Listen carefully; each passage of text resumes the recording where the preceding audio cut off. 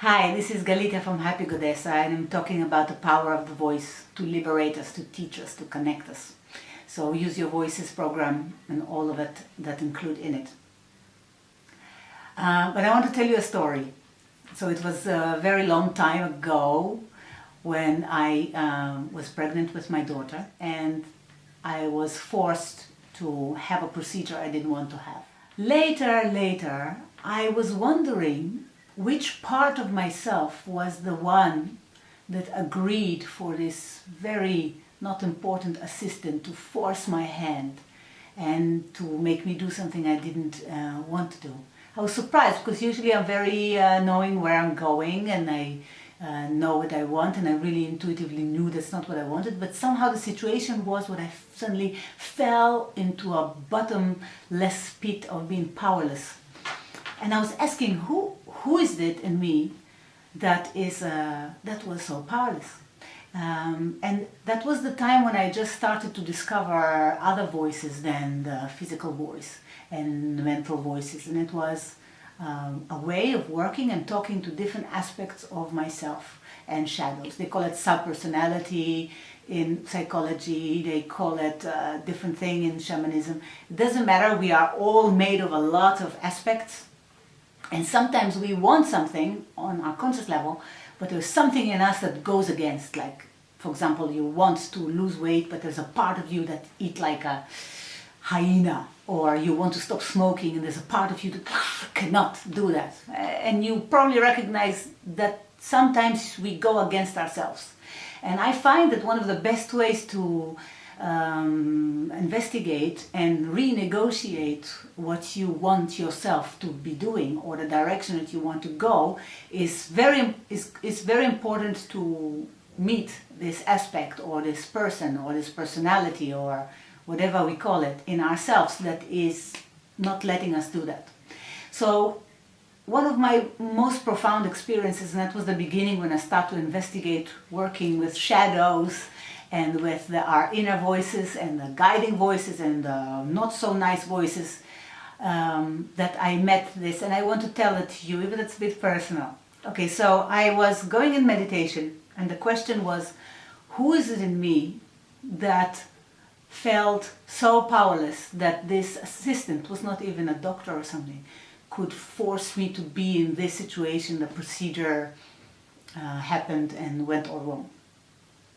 And I went into the journey, and then to my surprise I met a very big black man that had chains all over his hands and legs, and he was dressed with very minimum things, and he looked wounded and defeated. And it was the first thing that I asked was, "What is your name?" And he answered.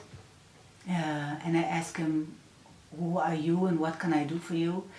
And then started a talk when he was telling me that he's a slave, and his will was not his will, and his life was not his life. And I really could feel all of the pain of that. And then as I worked it out further, I asked him, "What can I do for you?" And then he said, "I want to have new clothes." That was very interesting, because I started the process of rehabilitation with this aspect that I saw. And it was me checking his health, his body, his well-being, his mental state, and I was helping him to become what he wants to be. And he wanted to get dressed in beautiful things, and from then he started to tell me what he wants, and it was so creative what he wanted. And we traveled into other places, and he created things, and he started to become alive in his new reality. And that was interesting. I was going like, what is this?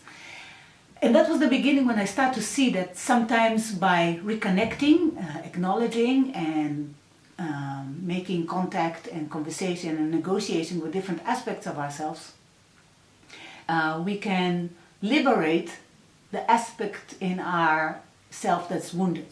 And that was the inner slave that I had. And this beautiful man became one of my helpers, because he changed his experience into something new that he wanted to experience. Now, since then, I worked with many different subpersonalities, and I heard from people their own experience through the journeys that I do.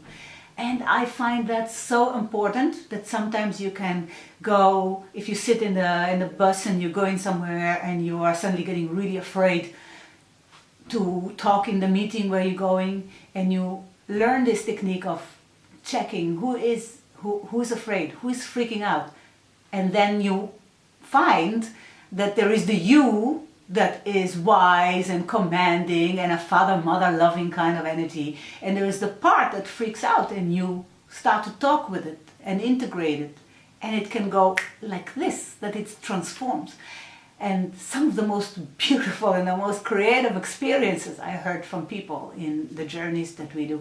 And I would say, go out there and discover more about how you can communicate with your own shadows and how you can renegotiate a better situation, that you can heal broken parts of yourself. So I just want just to make this story a bit clear. I had a session with somebody this week, and that person was also in the needing to move to the next stage of their life.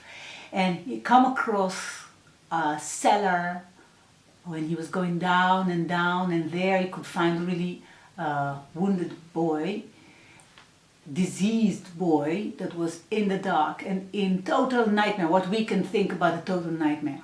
But the process of meeting that aspect in a theatrical way or a imaginative way or in a meditation way or in a writing way, in any one of the voices that you would choose to do that, that process alone started to bring the color into the face of this person, and taking command of looking the state of the boy, which is always break your heart when you see that, because it's not what we want to see. But then the process of taking it out and listen to it. What does it want next? What is the thing? And what is the need? And sometimes checking the body, and through the visual aspect that the imaginary personality show you, you can see what is need to be done. And then you also exercise the part of you that has a mastery in healing and correcting. I think this kind of creative thinking, that you are going into your subpersonality and you fish out the things that you want to put light on, is very, very powerful, and it's very, very healthy. Also for using your imaginative powers that connect you to the subconscious, which is like 90% of your brain. But also to know that when you come across in your life into a point where you go against yourself, you want success but you jeopardize it, you want to have love but you are not having one, and you know something in you keeps triggering the result you don't want. If you can understand that you can go in yourself and find out who is the aspect of you that is against the good stuff or cannot participate until it will be seen, then you have a tool that you can do for always. And I do that even with my children, with the question of like, who is upset or who is freaking out and why, and then it can melt away. So long story, but I hope you understand that when I'm saying that work with shadows and subpersonality, what does it mean? What does it mean? Where does it come from? You know, they say that psychologically, they say we have 2,000 different personalities in our head, but my experience is that it's much more than that, and almost every type that there is on the planet you have inside yourself, because we are all one in the biggest scheme of things. So if there is a type of people that you don't like, this is a part of yourself that needs to be.